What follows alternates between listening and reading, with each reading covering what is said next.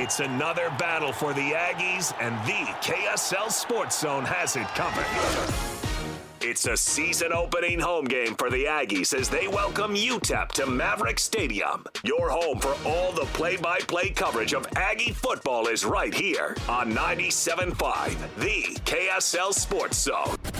This is Hans Olsen and Scotty G, presented by Mountain Land Supply on 97.5, the KSL Sports Zone. It is game week. You know what that means. Throughout the course of the season, every Monday at this time, you'll hear from Kalani Sitake. Every Monday at 2:05, you will hear from Kyle Whittingham.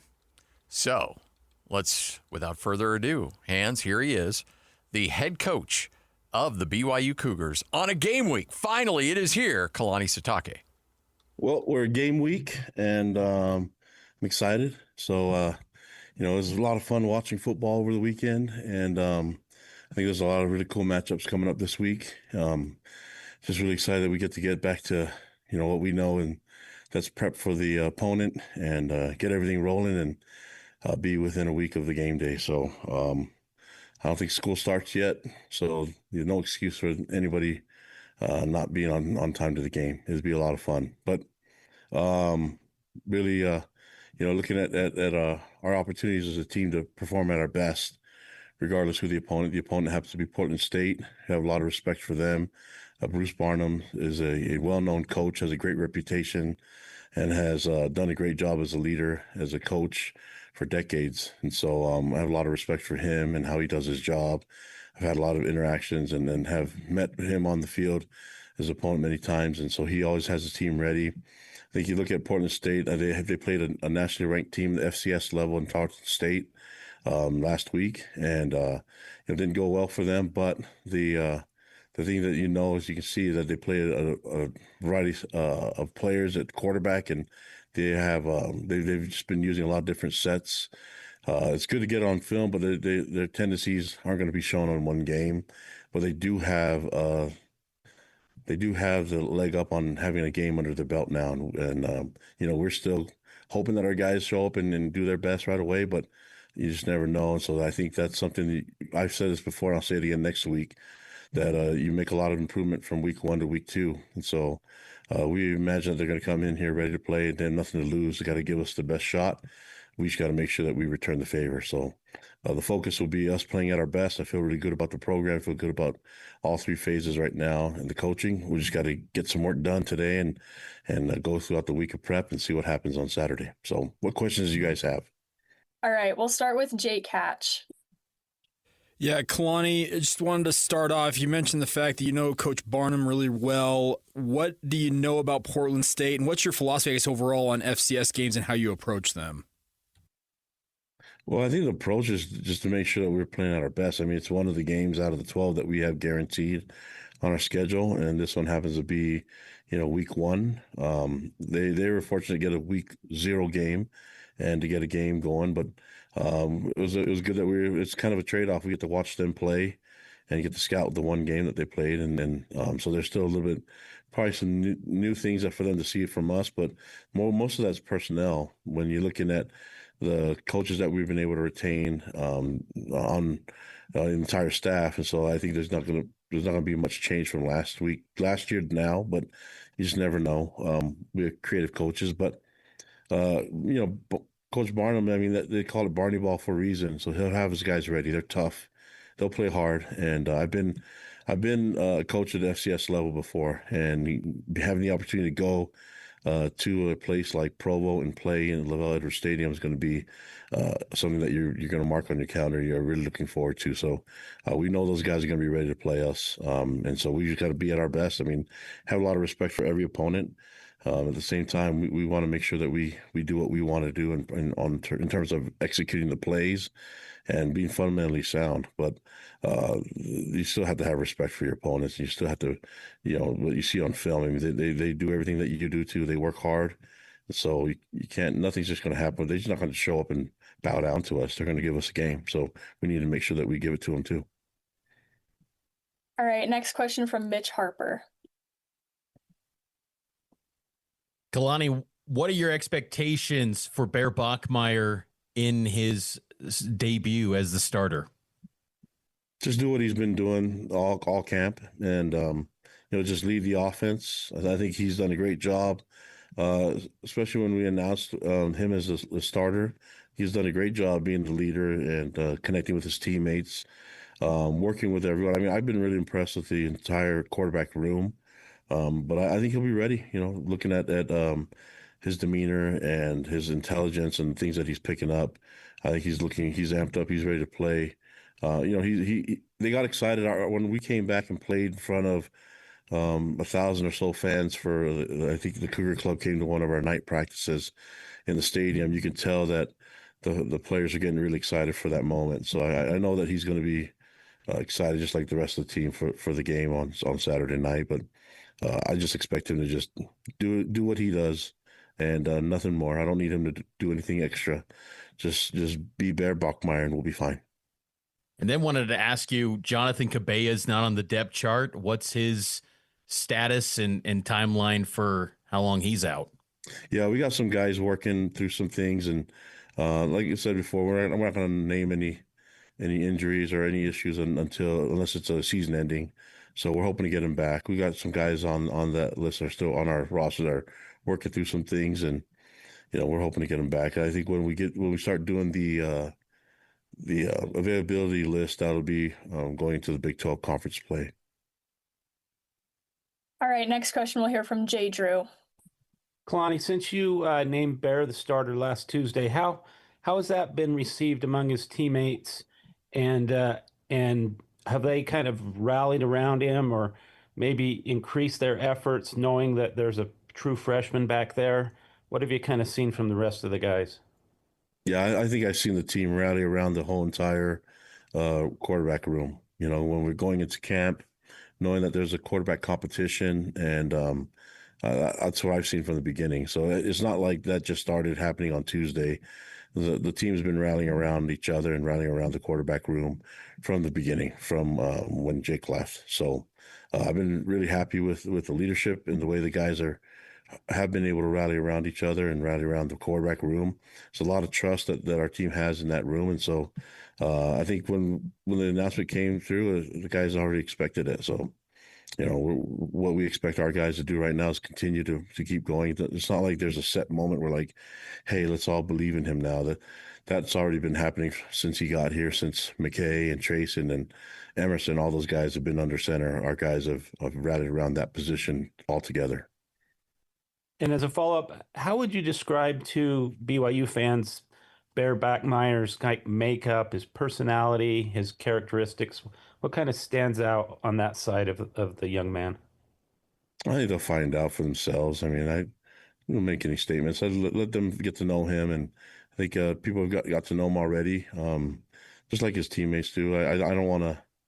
Just he's a good kid, just like the rest of the team. We have good young men that are here working hard, and they're here for the reasons and all the right reasons. So we just want to then highlight the things that they can do and they can perform on the field as well as off the field. So I'm really proud of who he is and decisions he makes on and off the field. And just happens that this Saturday we get to see it on the field.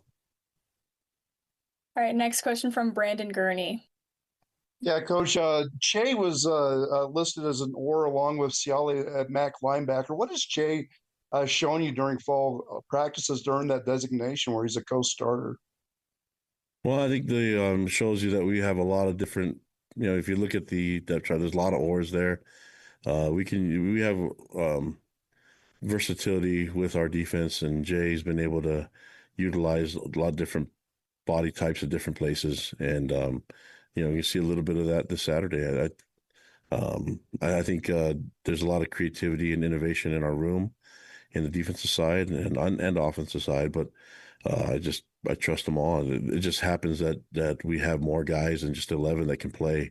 And so we have to find a way to utilize all of them. And they've earned the right to be on the field, maybe even at the same time. So with that being said, I mean, that's good that you have more than just 11 starters, and that you have more than just 3 backers that can play. We have, 6 to 7 backers that can play at one time. And the fact that we trust them all and that they understand the defense and they're grasping the scheme has been really nice to see. And Jay's one of those guys that has done a great job at it.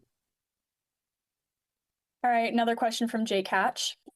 Kalani, Matt Campbell, after their game in Dublin over the weekend, pointed to his staff continuity as one of the strengths he thought of the program. You have all of your coaches back this year. How much do you think that continuity can help you guys this season? I think it's huge. I mean, there's not a lot of new teaching and learning, so there's the coaches are able to establish. We have our team culture, and then these assistants have their own unique spin on things and their own unique culture in their position rooms.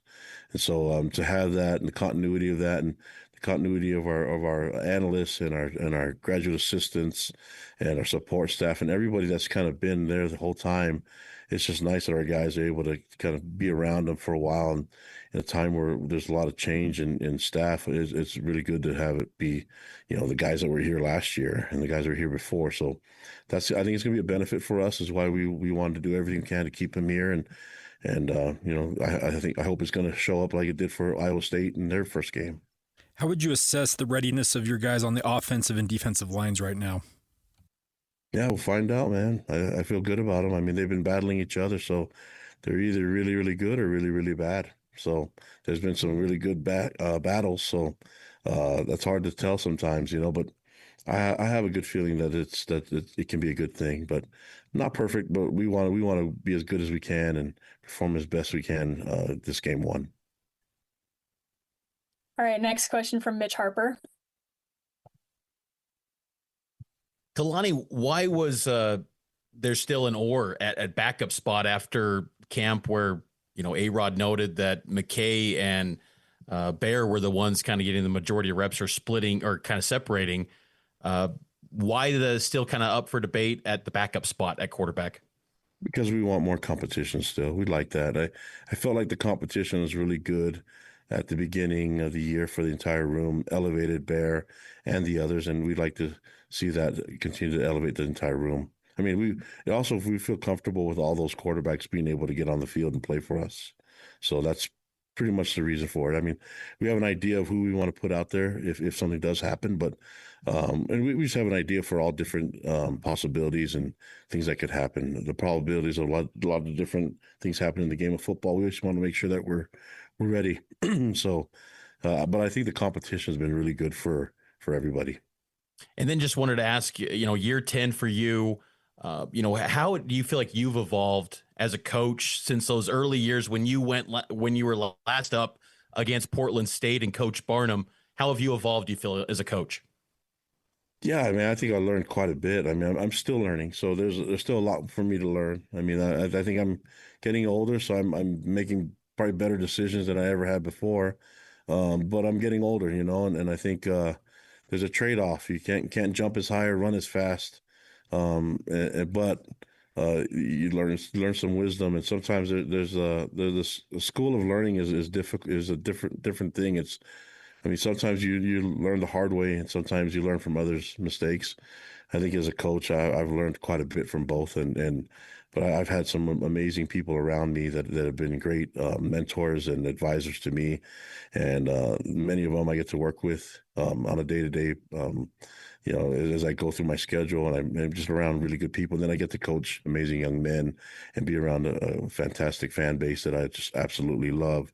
And so, still learning. I don't give up on me yet. I'm still learning and hopefully keep getting better. So, but I've learned quite a bit from. Yeah, you look at me from year 1 to year 10. Yeah, it's night and day difference, and I hope in all the good ways. All right, question from Jake Hatch. Kalani, kind of associated with that, you were recently named an associate athletic director inside the athletic department. What does that add to your day-to-day responsibilities, if anything? Yeah, it gives it a little bit more meetings, and I mean, I'm able to be in different settings, and probably not just all ball, but fortunately for me, I have coaches that I'm able to delegate decision making on offense, defense, and special teams. But what I don't want to do is jeopardize any of my time with the players or my availability to them. So it's a little bit extra work, but it's okay. I don't mind it. I like being busy and I like things to do. So if it's a benefit for the program, benefits our student athletes, and can be a benefit for the university, then I'm excited to do it. And so hopefully I can do that role just as good as I can do everything else. But yeah, I'm excited for that. I'm excited to being there and learning under, following Brian Santiago's lead as athletic director, and with our vice president. I mean, it's been great for me to be involved with them and kind of be more in the behind the scenes of things. And so it gives a different perspective for me as a head coach too, to realize that there's so many people out there working so hard for us, and gives me just a better understanding and a more appreciation for all the energy that goes into us playing, even this Saturday, just all the work that it takes from so many people that don't get any recognition. So I think in a way that's been a huge benefit for me to realize that there's a lot of really cool things that happen from so many people in different areas that it's humbling for me. Also, we're almost 2 months into the house settlement era with the revenue share and the like. From your vantage point, how's it gone so far? Yeah, great. I mean, we brought in a general manager for a reason, and Dave George has done a great job at that. I've been really pleased with everything that he's done. That's not an easy job, and that's why I don't do it. I know some head coaches can do that stuff. I'd rather go be an associate athletic director rather than be a general manager. But I know that he does a great job being general manager. And then having him work with Travis Hansen and the administration in that regard, with the idea of just the concept of just taking care of the student athletes. And that doesn't mean just straight money. It means education. It means giving them the right platform and the right resources to allow them to be successful. So I've been really pleased with what he's done there and what guys have done around him. So I'm just really happy with everything. We just got to keep it rolling. All right, last question will be from Sean Walker.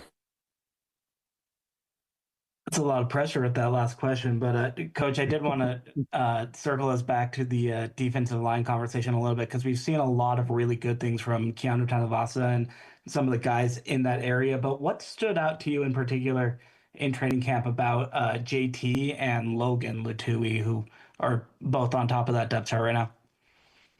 I think the entire the entire position and the entire front seven has been really impressive to me. And I think that goes down to the leadership. You mentioned Keanu, JT, those guys at Vil, Poha, Bodie. I mean, all those guys have done an amazing job. I know I'm leaving guys out like Logan and all those, but it's just they're a really good group, close group, and to have Sione and K-pop. So Sione, K-pop, Gary Anderson, and Justin Enna, Chad Kahaha, those guys handle the front seven has been nice for me, because I know what they're doing. I know all the things that are being taught, and the guys are responding really well to it. They're about it, and they're really close as a unit. And I'm excited to see them play Saturday. But yeah, that combined with the linebackers, I think we've had. You guys are going to hear from Jack. He's a great leader for us. And he's going to do, I mean, him being the captain for our defense and being able to be the leader for us last year and then carry over, he's here this year with Glasker and others. I mean, that stuff matters. And then to have all the new parts come in and be just right as a cohesive group has been really nice to see. So I just want to see them ball out on Saturday, man. We're going to try to get ready today and prep this week and give the fans what they're, hopefully match their expectations of what they want to see this weekend. Great stuff. There he is, Kalani Sitake, right here on 97.5, the KSL Sports Zone. Feels good about his quarterback. Yep. You can tell that he's kind of painting a steady picture. He doesn't want to sound overconfident. But with Portland State and Stanford sitting in the crosshairs, you don't want your team to get overconfident. You don't want to come out of either one of those games with a 30-point win and think, oh, well, we got it made. Both those teams showed that they're not good. So you're going to have to keep your team humble, keep them all grounded, keep your staff grounded, and just make sure that the media stays grounded. Because let's say you win these next two games by 68 points collectively. Yeah. And you're like, oh, geez, you've only allowed 7 points in the first two games of the season, and you've put up – it can be a false front. And Kalani doesn't want any of that. No. We are going to get a chance to see East Carolina in a couple days. They open up on Thursday. East Carolina taking on NC State. That's and NC State's a pretty good team, too. They're a good team, and they're favored by 14. So NC State favored by 14. That opens up at 5 p.m. on Thursday. That's going to be on the ACC network, but that's in Raleigh. I would very much want to watch that if I were a BYU fan. Yeah. That's in Raleigh, North Carolina, and again, NC State, East Carolina. That's BYU's third opponent, and that's the one that it's like you don't want to false front and get to East Carolina and think that you got it all figured out on a long road trip against a tough American Conference team. Rabid fan base, too. Yep. Those guys get crazy. This is 97.5, the KSL Sports Zone. This is your top 60 and 60 watch list as Hans and Scotty get you ready for the start of the 2025 college football season by highlighting the most influential players on their team for the upcoming season. And now, get the call, baby! Come on, let's go! Here's today's newest addition to the watch list. Well, Hans, you just heard from Keanu Tanavasa in the Cougars at 30 update. Well, guess what? Shocker. He's also on our top 60 and 60. Well, no, let's never mind. We're going to go to Logan and hear from Bronco Mendenhall talking about his new running back that he brought with him from New Mexico. Javen Jacobs came with me from the University of New Mexico. Javen's good from the backfield at running back. He's also good in the slot. He returns kicks, very versatile. Transfer from Arizona State to us at New Mexico, was one of our best players there. Broke his collarbone in our game against Utah State, so he missed the rest of the year. Really has done a nice job culturally, work ethic-wise, and setting a really good example for everyone else in our program. There he is, Bronco Mendenhall, talking about Javen Jacobs, running back for Utah State, part of that trio of running backs that he had at New Mexico last year. So is he the go-to? Is he the man? I think he will be your starter, yes. Or, you know who else is right there with him? Miles Davis. Former BYU running back. Should be. So I think those two are neck and neck for that starting job. I was wondering why Miles didn't get more run. There was something that was holding him back at BYU. But I felt like he's got a lot of outside speed. Really good on the stretch. Yeah. I knew it wasn't my fault. Keanu Tanavasa. If he were playing Utah State, he would be trying to go after on this dog, and I'm like, oh, okay, I got my a little mixed up there. My bad. Sorry. If Utah State was on the schedule this year, Keanu Tanavasa would try to tackle Javen Jacobs. Get this man next in the 60 and 60. All right. Hey, you know what? I don't care as long as it's not my fault. Yeah. That's all I care about. All right. Good, the bad, the ugly. Let's kick it off right here on The Zone. It's time to saddle up and talk about the winners and the losers. This is the good, the bad, and the ugly. Now, here's the good. Good, the bad, the ugly, brought to you by Tim and the crew at RGS Exteriors and Construction. They are obsessed with quality results. Hans, let's start with the good. Okay, we're going to go to Broward County National Football Showcase. Corner Canyon Chargers taking on the West Broward Bobcats. West Broward. In Florida, by the way. So Corner Canyon, this high school here in Utah, they get on an airplane, they fly out to Florida for this Broward County National Football Showcase. And as they're getting ready to walk out on the field, the West Broward Bobcats meet them right there on the outside part of the field and start to jaw jack and butt helmets and talk trash and, throw all their hand stuff and acting like complete idiots. And then Corner Canyon goes out there and wipes the entire field with their stupidity. Made the Broward Bobcats look completely stupid. Beat them, and beat them soundly. It was 17-0 at halftime, and they ended up winning 38-13. Multiple big performances from some Corner Canyon players. Weston Briggs went for 16-yard rush and 2-yard rush to the end zone for touchdowns. There was a freshman, King Cooper, who had a touchdown to make it 38-13 at the end of this game. But Corner Canyon beat the crap out of this trash-talking Florida team in their own state, in their own county. We're coming to your state, and we're going to beat the you-know-what out of you right there. Yeah, whooped them. That's awesome. Exactly how it should be. Love it. Love it. All right, there's your good. Let's get to the bad. Now the bad.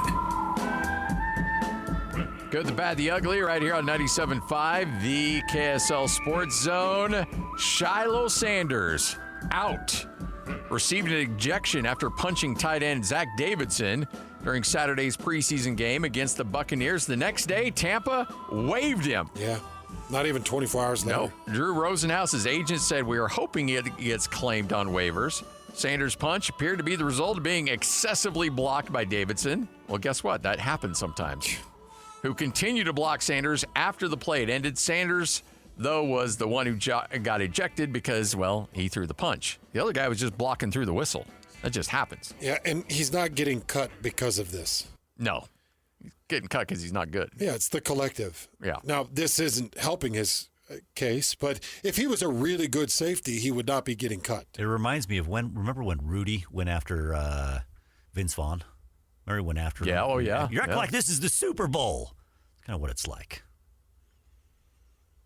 And then essentially he dropped. Oh, you mean Vince Vaughn went after Rudy? Yeah. Yeah, Vince Vaughn went after Rudy. I mean, Rudy was just playing till the end of the whistle. Yeah, and Vaughn Vince Vaughn took exception to it. It still blows me away. Vince Vaughn was in that movie. Well, here's the thing.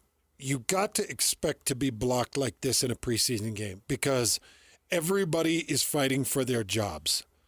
So if you feel like Zach Davidson is coming up the field and he's got safety responsibility and he picks you up, fight off the block. Hey, Zach's got a job to hold the block and run you because guess what? That gives him good film.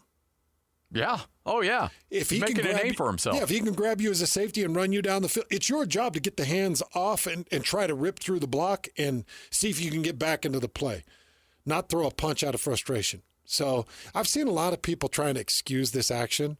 Like, oh, this was brought on by Zach Davidson. He was drawing Shiloh into this type of... Shut up, man. Shut up. All right. He was blocking a safety down the field. He was running him as long as he possibly can. And he's getting under his skin. That's what you're supposed to do as a tight end. And that happens in every game. And that should happen every game. And that's exactly what I want my tight end to do. What do I want my safety to do? I want him to rip the arms, get through the block, and get back into the play. Not continue to get blocked almost into the goal and then throw a punch. That's stupidity. You know what? Shiloh Sanders, he wasn't provoked. He wasn't, pushed to the edge. He was embarrassed because he got punked. He got punked by a tight end out on the field, and he's embarrassed. And so he reacted the way some people do when they get embarrassed and punked. He threw a punch. No, but it wasn't anger or it wasn't, competition or anything like that. He just got flat out punked and embarrassed on a national NFL game, and he responded, why throwing a punch? Yeah. How many defensive backs actually own tight ends? Tight ends own defensive backs. What are you all upset about? Man, because he's a Sanders. And he can't be punked by a tight end. I love the block. Zach Davidson ripped him in half. I love that. And I do want people to understand, Todd Bowles isn't cutting anybody for just throwing a punch. No. If you're good enough, he's like, hey, don't do that again. What Todd Bowles saw was, hey, Shiloh, you got locked up and drove. The punch aside, you got locked up and drove. Where's the rip? Yeah. Why did you get through the block? Why did you continue to backpedal with the block?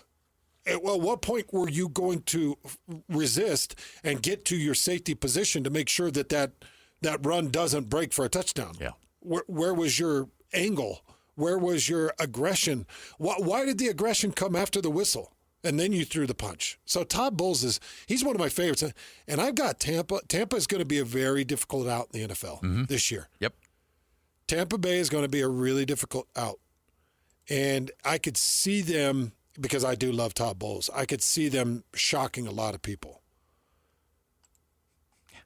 The dude got ran 30 yards downfield. He ran him into a different zip code, for crying out loud. Yeah. Come on, Shiloh. Don't be throwing a punch just because you got owned. All right. Let's get to this ugly. And, of course, the ugly. It doesn't get much uglier than this one. Talk about a video clip going viral. Oof. The video clip of that Corner Canyon thing, it went viral. This went, what would you call, supersonic viral? Yes. The dad and the brother of Avery Johnson got in a fight in some watery street in Dublin after this Kansas State-Iowa State game went final.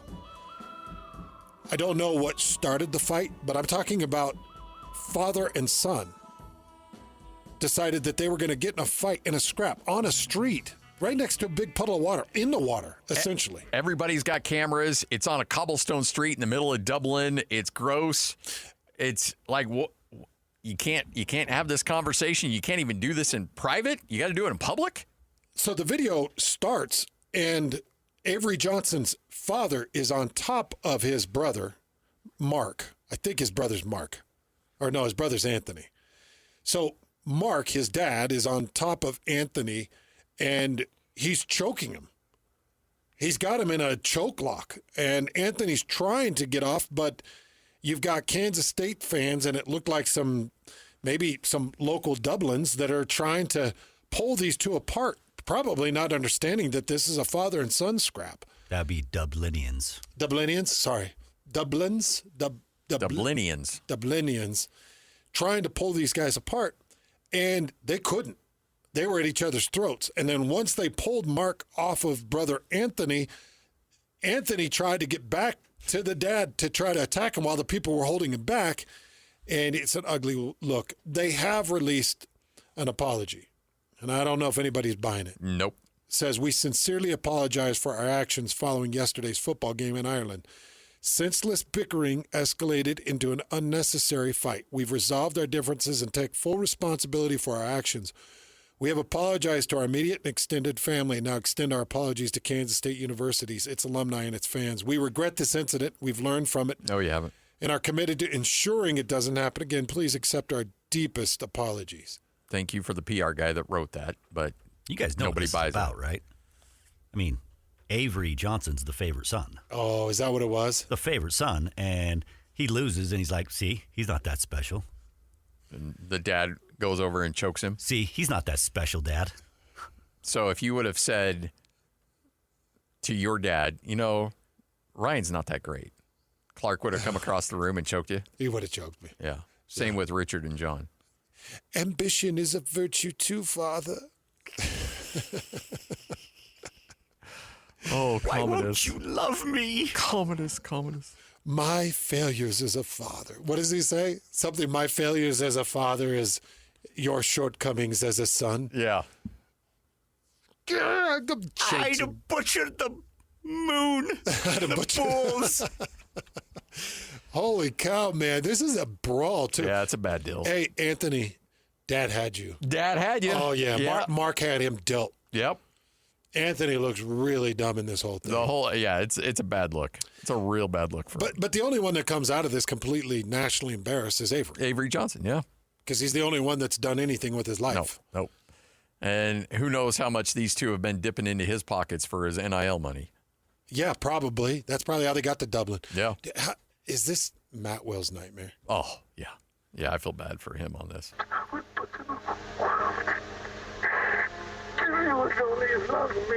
Oh, I'd butcher the world. It's not the best audio we've got there. I'd butcher the world for you. How do you think Matt Wells is dealing with this? Former Utah State head coach Matt Wells is the offensive coordinator. He's the offensive coordinator. Matt and I will exchange texts every now and then. I purposely leave this one out. Laid off this one. So. Yeah. Like, have fun with that. For those of you that didn't see the fight, it is really embarrassing. It's horrible. But Dad did have son wrapped up. Oh, yeah. No, he was. And that's the other thing, too. It's like Shiloh getting punked. So the kid gets up and he wants to go again because he just realized a bunch of people had their cell phone cameras that just saw my dad whoop me. It's like, when you're in a puddle of mud, too. Exactly. Like, imagine losing to somebody in arm wrestling that's 30 years older than you. That can't go over well. No. And that's not how things would have gone either if it was me and Rock. Yeah. Rock would freaking trash me. And it would look worse, though, if Anthony was whooping his dad, don't you think? Now that dad's whooped son, it's like, see, son, now you better straighten up. Anthony does look to be mid-20s, though. Yeah, it was not good. Not good. All right, Hans and Scotty, 97.5, the KSL Sports Zone. A little whole world news coming up next. And then you'll hear from Kyle Whittingham coming up at 2:05 right here on 97.5, the KSL Sports Zone. Go! It's time to span the globe for the hard-hitting news you care about. Well, not really. But hey, at least we found it interesting. This is Whole World News on 97.5, the KSL Sports Zone. We've got the whole world in our hands. You got the whole world in our hands. We've got the whole world in our hands. We've got the whole world in our hands. We've got the whole world. All right, Hans, real quick to the point edition of Whole World News. I'm taking you to Brazoria County, Texas. Now, one thing I've always found fascinating are videos of sheepdogs doing their thing. When they herd sheep, it's just amazing. They're an amazing creature. The wits, the smarts that these dogs have in being able to track down large numbers of sheep and essentially direct them everywhere they need to go. Well, Brazoria County Sheriff's Office saw a sheepdog essentially guiding one singular sheep into the police department. Okay. And they said, okay, we don't know why the sheepdog brought this one sheep to the police station. But he brought it to the police station. He brought it to the police station. The sheriff's office then posted a Facebook post that said, hey, if these two beauties are yours, please call. And they give the number. This guardian sheepdog and his friend showed up at the sheriff's office in Angleton, Texas. Let's see the picture. So cute. Oh, I can't. That's just too much cute and too much love. A sheepdog and a sheep. And for some reason, they're both laying there exhausted. Now, I don't know if that sheep did something bad and the dog's turning it in. I don't know if that sheep was on the lamb or not. I don't know what's going on. But come on. Don't do it. Don't you do it. Hit it. No. That sheep was on the lamb.